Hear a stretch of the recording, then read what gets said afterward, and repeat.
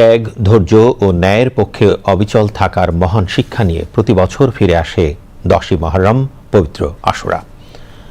61 হিজরিতে কারবালার প্রান্তরে হযরত ইমাম হোসেন রাদিয়াল্লাহু তাআলা আনহু ও তাঁর সঙ্গীদের আত্মত্যাগ অন্যায়ের বিরুদ্ধে সত্য ও ন্যায়ের চিরন্তন বার্তা বহন করে আসছে।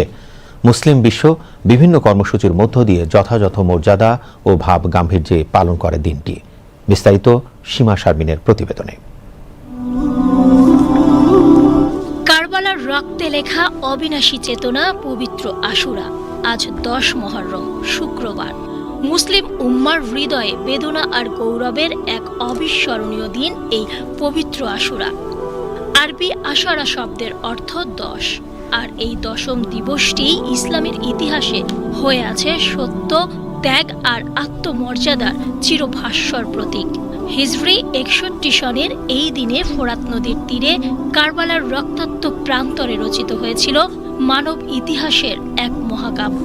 সত্য ও ন্যায়ের পতাকা সমুন্নত রাখতে গিয়ে মহানবী হযরত মুহাম্মদ সাল্লাল্লাহু আলাইহি ওয়াসাল্লামের প্রাণপ্রিয় দৌহিত্র হযরত ইমাম হুসেন রাদিয়াল্লাহু আনহু, তার পরিবার ও বিশ্বস্ত সহচররা বরণ করে নেন শাহাদাতের অমৃত সুধা। জুলুম আর স্বৈরাচারের কাছে মস্তক অবনত না করে তারা বিশ্বকে শিখিয়ে গেছেন আদর্শের জন্য জীবন উৎসর্গ করা যায়, কিন্তু অন্যায়ের সঙ্গে আপোষ করা যায় না। এই মহান আত্মত্যাগের স্মরণে ধর্মপ্রাণ মুসলমানরা আজ নফল রোজা, নামাজ, দান খয়রাত আর জিকির আসকারের মধ্য দিয়ে দিনটি অতিবাহিত করছেন। মহান রবের রহমত ও ক্ষমা লাভের আশায় প্রতিটি হৃদয় আজ কারবালার চেতনায় সিক্ত। শিয়া সম্প্রদায় শোকের আবহে আয়োজন করেছে তাজিয়া মিছিল সহ নানা কর্মসূচি।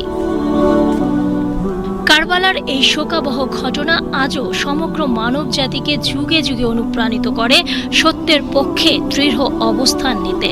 আশুরার মহান শিক্ষাকে ধারণ করে ন্যায়ভিত্তিক, শান্তিপূর্ণ ও কল্যাণমুখী সমাজ গঠনে নিজেদের আরও নিবেদিত করি। পারস্পরিক শ্রদ্ধাবোধ, সহনশীলতা আর ভ্রাতৃত্বের বন্ধনে সমাজকে আরও সুদৃঢ় করি। কারণ কারবালা শুধু অতীত নয়, এটি অনাগত কালের জন্য ন্যায়ের পথে চলার এক অবিনাশী প্রেরণা।